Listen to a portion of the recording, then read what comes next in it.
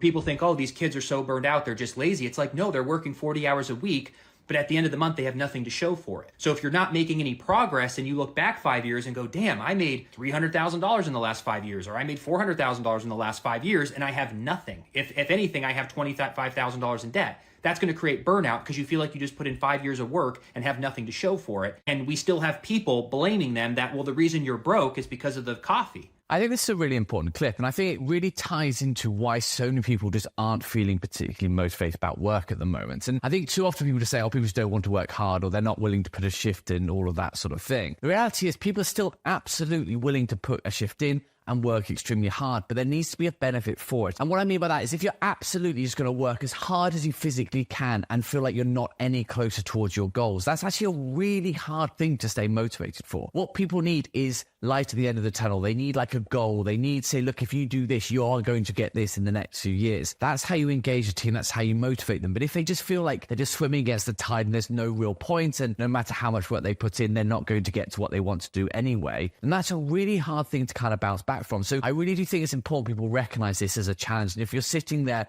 with an unmotivated team, especially if they're in that sort of Gen Z millennial kind of age bracket, I really do think there's a particular problem in regards to where motivation is at the moment and why people just don't have that momentum you might expect them to.